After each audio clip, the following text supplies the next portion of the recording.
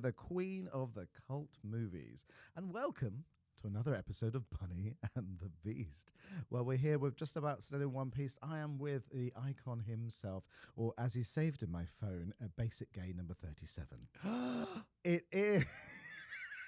37? Yeah, exactly. 37? No, think yourself lucky it's not 142. To be fair, that's the age that people put me as when they catfish me on Grindr. So, It's the Beast.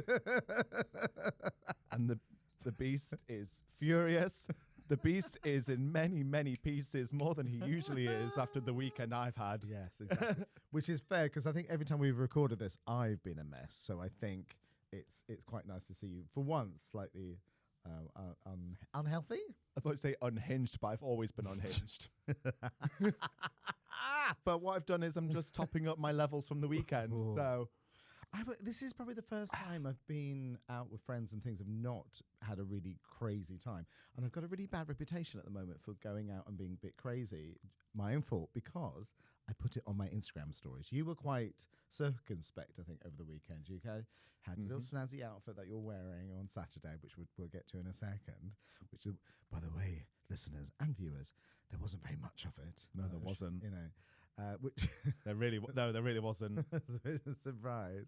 I've never seen so much mesh before. Not just you. I'm talking about on my Instagram stories in general. I think it was all stolen from a fisherman. I think he's lost all his nets. Yes. Did you catch any fish? Well, that's going to be the next question. What, do people really catfish you? Yes. I'm livid. No one's ever and this is not a This is not an invitation. invitation to do that. I'm going to make an account right now. Yeah, exactly. So, no, because a lot of my mates, it does happen to them. Yeah. It does happen to them a lot if they're muscly boy dancers, basically, in the West End. It seems to be, obviously, because their photographs are a little bit on the thirsty side. So, I would not say that I'm that thirsty anymore. because he fell off the chair. Yeah, literally. I'm no, sorry. Please don't have a fall. Break the hip, yeah. Health insurance would be too much. Exactly. Or triggered, break the hips. But I do know what you mean. Like, people do catfish me, and they are like, they do make me much older. And everyone's like, why are you having a go that they're older? It's like, well, I don't care about age. Like, age isn't a factor for me. But it's also, if you're making me 37 and I'm 29, I just probably should invest in some Botox. No, it's not that, darling. Funny enough, Or a facial. I love a facial. Wow, that gin's kicked in quickly, hasn't it? Sure. Someone asked me a couple of days ago how old you were, and I said, "Oh, he's 29," and they were a bit surprised. Because I'm really haggard. No, it's not that. Life's been really hard, Really okay? hard. No, it's not to do with that. It's to do with the fact you are quite manly looking. You're a man. And then I open my mouth and I'm like, hey, girl. Well, I wasn't going to go into that, but yeah, sure. Yes, you are Pinocchio inside, if that makes any sense. That makes me feel weird. I'm Pinocchio inside. You're like... Wooden. Wooden. You're Pinocchio inside the whale. There we go. That's getting worse now. I probably Yes. should shut up now. So anyway, I think we need to arrange a funeral soon. And then she mysteriously died. So do you want to tell listeners what you were up to over the weekend? So it was like the gay bank holiday again. It was the weekend of the mighty Hoopla. Hoopla, which is probably my favourite music festival. It is music, isn't it? Yeah, I'd say festival that. in general. Obviously, we had a couple of years off because of the pandemic, but I think I first went in 2018 or 19. I think 18 maybe was the first one I went to. The second one. And everyone was really, really excited. I was working on a show at the time and it's like, oh my God, I'm going to be covered in glitter. I'll get fairy wings. And I was like, why is everybody so excited about how they're going to dress up? I don't understand. I love that people were like walking up Brixton High Street in assless chaps. Like, yes, exactly. Love it. So when I went, I was like, oh, I get it now because it's this gorgeous. It's kind of what Pride was, how I remember the after the March parties that you had in the 90s. They kind of stopped because they weren't really making any money. So it is that vibe, and I really love it. I think it's just glorious. I love it. But I didn't get a chance to go this year. I was a different thing. But did you have a good time, darling? I had the best time. I got to see so many people, one that I've not seen in ages. loads of people came up to me, was like, just want to say, so nice to meet you. I support your Instagram and I support your socials, and I just want to come say hello. That's really lovely. Actually really filled like my heart with joy, because sometimes I get messages on, oh, I saw you in Piccadilly Circus, so this thing, they're about too scared to come over. I'm like, don't be too scared. I'm a clown. I'm a fool. Please come say hello. And that's so weird you say that. I actually went, I messaged somebody about that the other day, a comedian, and I was thinking, I was actually having dinner in OCB, probably with you, at the time, and I didn't go outside to say hello. But normally, I'm really good at that, because but I don't know if it's the bravery of drag. I don't know, even though I'm out of drag, I literally would go up to people and go, "Oh, hello, hi, I'm Martin Bunny Galore," and I go, "That's so weird," because it's like they probably will only know me as Bunny more than me. But it's amazing. As soon as I say that to people, they'll just go, "Oh, of course, yes, da da da da da." And they're fine with it. So I think it's always worth going up and saying hello. Oh, absolutely. I know I've got that shield of who I am, but I think it's always better to go up and say hello. Yeah, and I got to like meet some people that I've like spoken to online for 6 months, like the artist Thomas Wolski, he was there. So Fabulous. And then when my friend David Baxter came back to VIP, I was like, the Sanderson sisters have united. Boo. Which one are you? Sarah Michelle? Sarah Michelle was not in Hocus Pocus. Sarah Jessica was. Sarah Jessica Parker. I would be Sarah. I would love to be Sarah goodness. Michelle, but yeah, I think I'd be Wrong SJP. Sarah. SJP. Tom would be Bette Midler, and Dave would be Kathleen and Jimmy. Right. Fantastic. That's how I've cast it. But every time I do the Hocus Pocus casting, I'm always SJP. But no, what I love about the Hoopla, the Mighty Hoopla, is that it's just a festival full of love and acceptance, and everyone literally wears whatever the hell they like. And so, like, I was wearing a mesh top, a kilt that I rolled up because I wanted it to be a bit shorter. I work hard on my legs. I want to show them off. Okay, sue me, and a harness and Doc Martens. And actually, only one person upskirted me. How very dare they? I know, I wanted more. Exactly. Go back. No, yeah, but it was. I did text you that, didn't I? Say, go back round 3 times. Literally, do the rounds, do 3 the more rounds. And we were waiting for Beverly Knight, and there was this woman randomly on the floor, and she was like, just went, put her hand up my skirt, and I was like, I literally smacked her. I was like, no! Buy me a drink first. Yeah, exactly. So, did you get a bottle or did you? I got bottled. I think I just got glassed. But I just find it a bit weird because obviously we live in a world of gender norms and gender stereotypes, which I don't believe in. I don't believe in that sort of thing. But when we've grown up in a society where women have been indoctrinated to be like, skirts are for you. They're your uniform. They're what you wear. And I'm sure most, if not all women, I don't know, but might have been upskirted once in their life and know it's not a nice thing. Oh gosh. So I'm like, Never why? thought If of you that. if you know what that's like, why would you do it to somebody else? I think it's probably the male stripper kind of Butler in the Buff thing. But yeah, you kind of actually that's much more.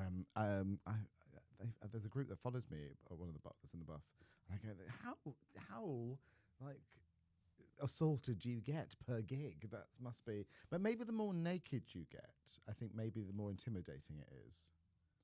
And I think about the burlesque shows I used to do. And only once someone tried to like go, oh ladies again.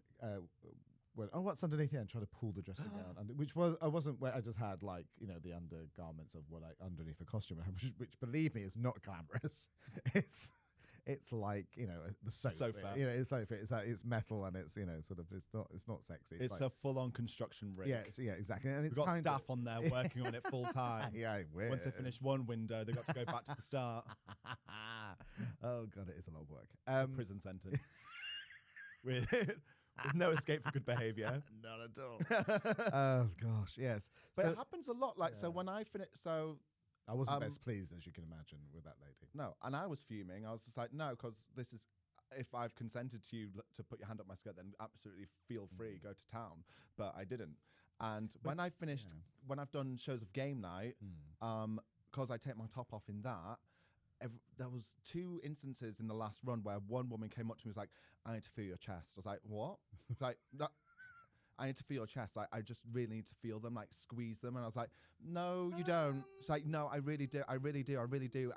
It's a dare that I just need to do it. I was like, no, I've said no. Can you back off? Yeah, that's Because if that was me going to a woman who got her tits out on stage going, oh, I just need to feel your tits.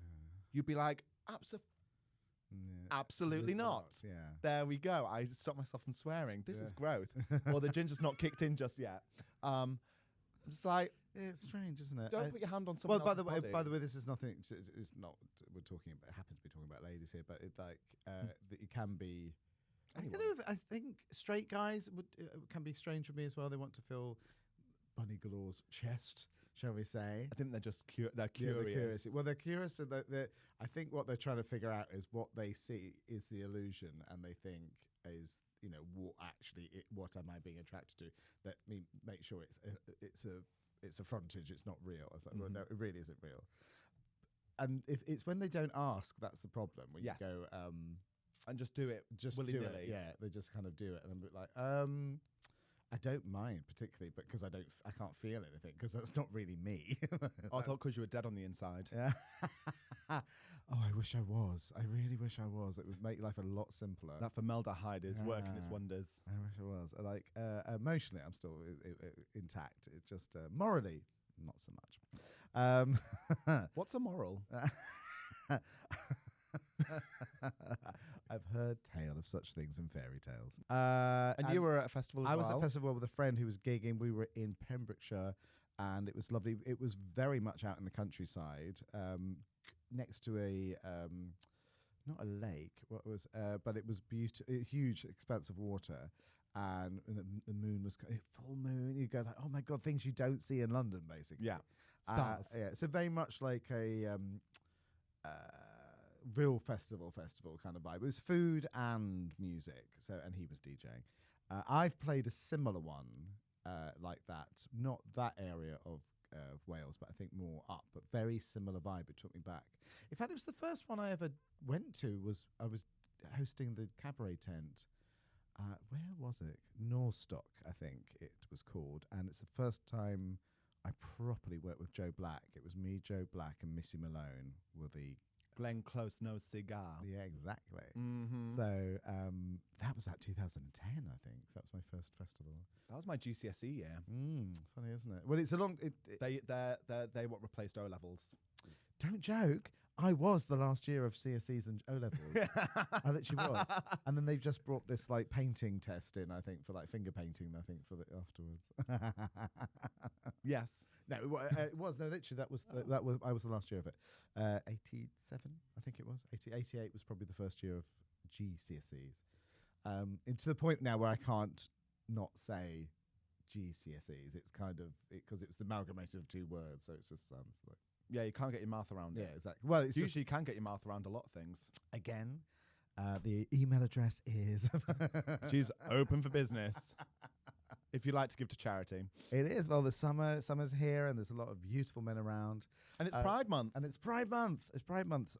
So if you, happy Pride, everybody. Happy Pride. Happy Pride. Let's make all the homophobes feel really uncomfortable this month. Isn't it strange? I've done a Pride campaign, and that the photo shoot and the videos. The shots are amazing. Yeah, they're really fun, good. aren't they? I suppose I don't really do Pride stuff a lot of the times. I do it adjacent, but I don't really do that normally.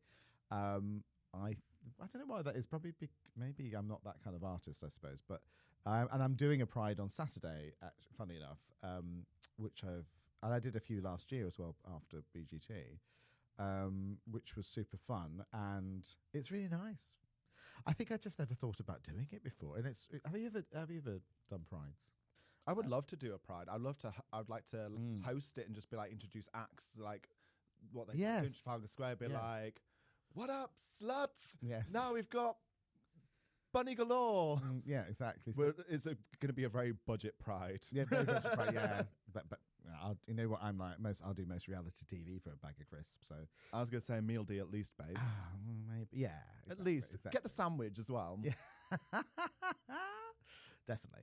So happy Pride, everybody. Happy Pride. Even though to us, Pride is something that's 365 and a quarter days all year round. It's always that for us. So It is, isn't it? I still get quite warms my heart. Some people don't like the corporate thing, but for me, to see the pride flags in Tesco's or other supermarkets available, or Asda's or wherever, I think I find that mind blowing. And it's I know amazing. For that side of things, I know, okay, you can say it's people jumping on and trying to make money out the pink pound and things, but just that visibility is so worth it, which is why I think when the kickback's been happening with the Bud Light thing in America, and I know that wasn't for Pride particularly, but it's just, that was so silly as well, because it was just it wasn't even a campaign, it was just one trans person being given a load of beer to put on their TikTok with their face on it, and it wasn't like they were doing a whole campaign about it. And it's like, for them to go that nuts over that, it's just like, are you crazy? It's mental that a rainbow can cause so much anger in people. And Pride is so important to us because we weren't given all this for so many years. No, exactly. And we owe so much to the people that did like the first ever Prides, the people that did so much for that I think we've kind of forgotten about now because our rights are so much better.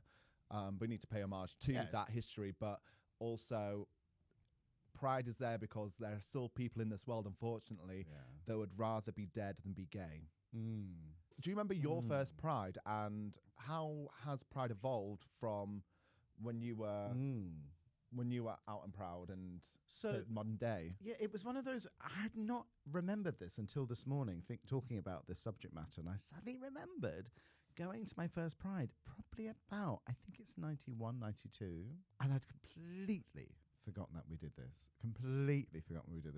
And it was really lovely. I think we only did the march, we didn't do the after party. And when I moved to London, I would go several times then, when they used to have these big, like Hoopla, after parties. Probably not quite on that scale, not that one big stage rather than those, but it would be in a park, like Hyde Park or something like that. And that kind of stopped, unfortunately. But yes, it was great fun. It felt quite intimidating the first time because I was from, a little coastal town. But it's a long time ago now, obviously. But what do you remember any facts from your first Pride? No, I don't remember, because I don't think I saw the show, so I don't remember any of the artists. But it was huge. It was. When you think about it, if that was 91, 92, we're still in the middle of the AIDS crisis, really. That it wasn't as acceptable. It felt very punk rock.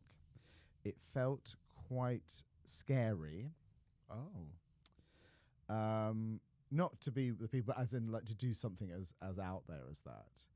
That was quite like edgy moment. It feels edgy. The march does not feel like a party. It feels political. It feels edgy. It feels like very rarely I do those type of things. I don't do that. I don't do the protesting thing so much. But whenever I do, I feel like, well, if you're going to stand up for things, you can't just shout about it on Twitter. You've got to put your money where your mouth is. No, for sure. Absolutely. What was your first time, darling? My first time, which one? I got arrested. Sorry. Oh wait, not Pride, that first time. Not that first time. Pride-wise. Sorry. No, I didn't get arrested at Pride. That's a story for another day. You got arrested? No, you were just joking. I didn't get arrested. You got cautioned? Maybe.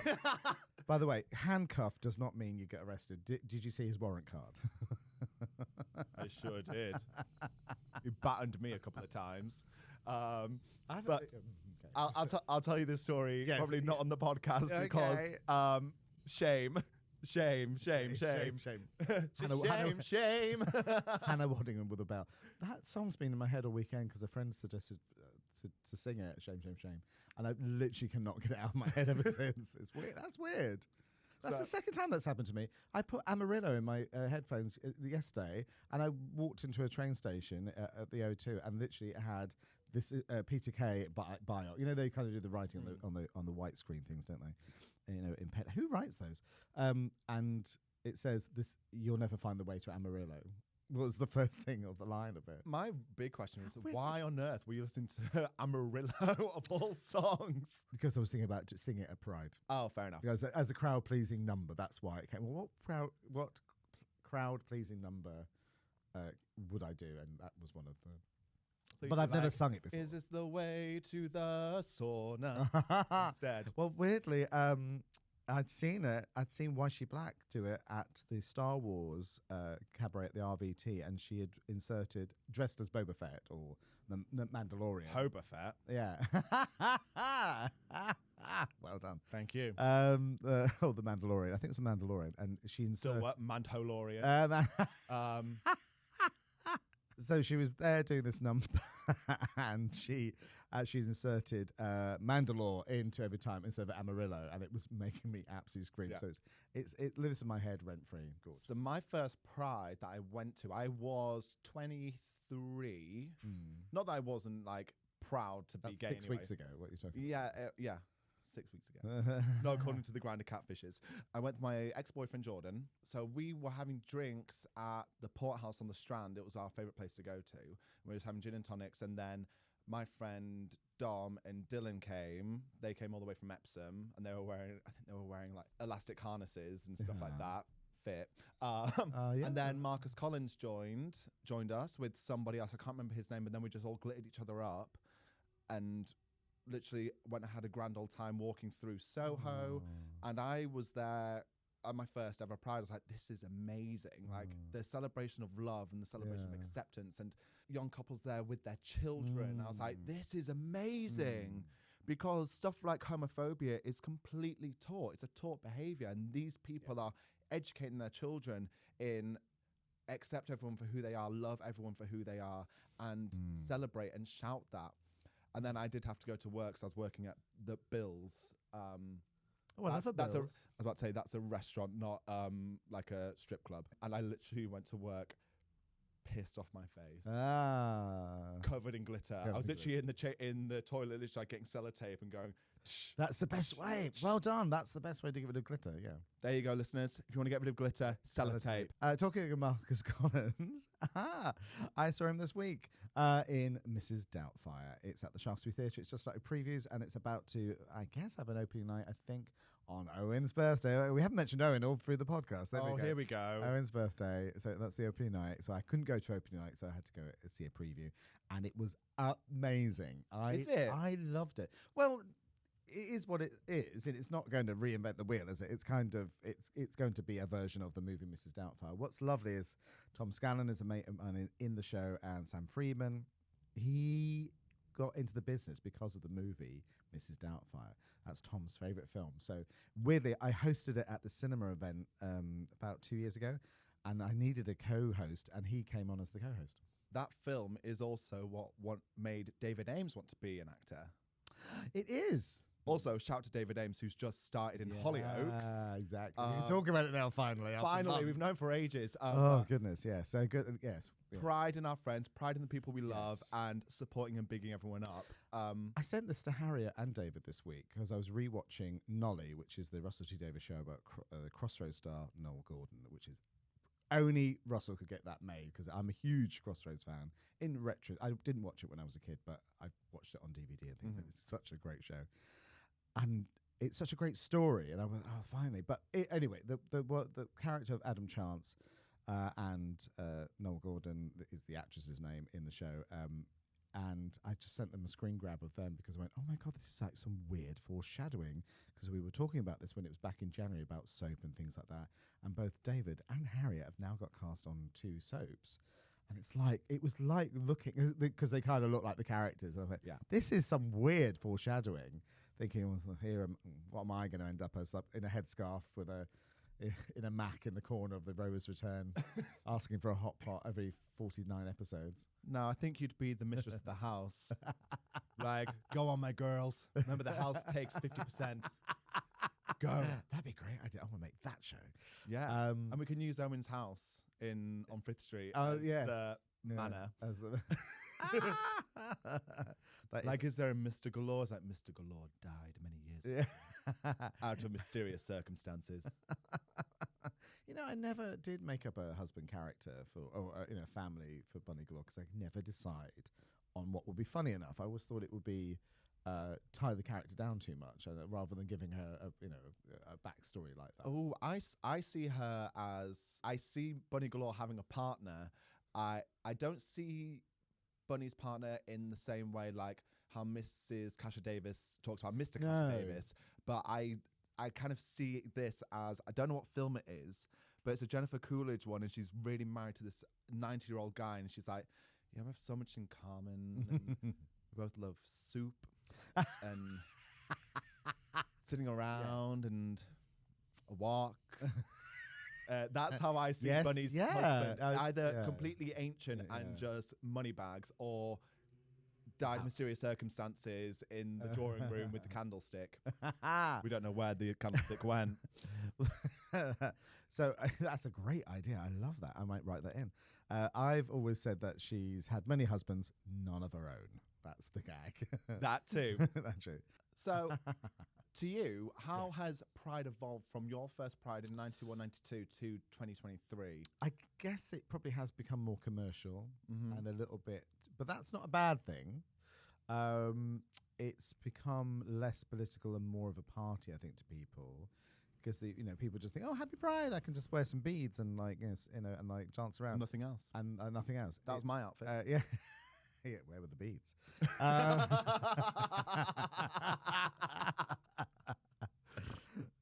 Well, don't answer that. So I think it's become more commercial. I think it's become not less than, just evolved and become. We kind of won the war. I always say this. It's like the disappearing straight bars and clubs in Soho. It's like, well, this is what happens when you it becomes inclusive. So I think it's become great fun. We have different battles to fight. We need to keep doing that. The amount of repressed homophobia I'm seeing in the press lately is immense, and most annoyingly from gay people as well. Oh, and I still find that quite shocking that I've seen people attack other artists to kind of kudos themselves with a straight audience. And it's like, ooh, that's what really annoys me.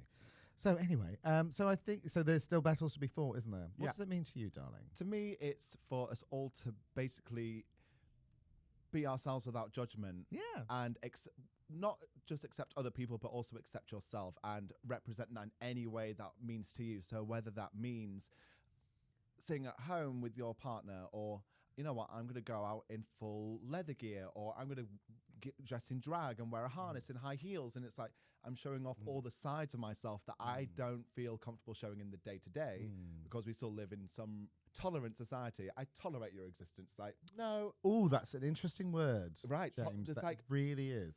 It's like people say we live in a tolerant society. Like we tolerate a lot of things. Like, that's the wrong word. Yeah. And I've been fighting that word since the late 80s. To me, it's all about love, acceptance, and just embracing that and embracing everybody else. Because life's hard enough. Why do we have to make it harder? Like, why are people getting angry about a rainbow? Like, again, like you said, there are bigger fights to be won. And this is not the one that we need to do. And I think some people do believe, I don't know why, that they're like, oh, there's just so many flags, there's so many symbols, and why does everything need a symbol? It's like, because we live in a repressed society. Yeah. And I think the symbols are fantastic, because I think when my generation have kids and their kids have kids and their kids have kids, we won't need those symbols, because it'll be ingrained into our society that we love and accept everyone for who they are, regardless of their sexuality, regardless of their gender identity, regardless of their race or whatever. But that's why we need the symbols now. Yeah. And also, it's just fun to wear short shorts and a harness. Because I don't do that on a day-to-day basis. Well, you're about to in the West End, aren't you? The show's about to open. Yes. Game night is about to return. Yeah, by the time this episode drops, we will be doing our gala night, getting ready to be groped by a load of people again. It's going to be really fun to say no. Or actually, I'll be there wanting it and no one will want to do it. I was just going to say, darling, in part we think, well, it's a bit of a backhanded compliment to say, worry when they stop asking. But then that don't really... it's not a nice thing to start with, but hey ho. So then to finish up, yes, darling, Bunny, Mm-hmm. if you were an inanimate object in the Beast Castle today, what would you be and why? I think I would be the flag on the pole, and the flag is a pride flag. Oh, and I'd be the pole. You're the pole. I'd be the pole. Oh, that's it. I don't think we need to go into reason why. No, you don't. Exactly. No, you So, listeners, viewers, if you have anything you want us to talk about, any pride things you want us to share on the socials or etc., you can drop us a message on Instagram, bunnythebeast69, or drop us an email at bunnythebeast69@gmail.com. bunnythebeast69@gmail.com. And for me, Bunny Galore, that's goodbye, and we'll speak to you next week.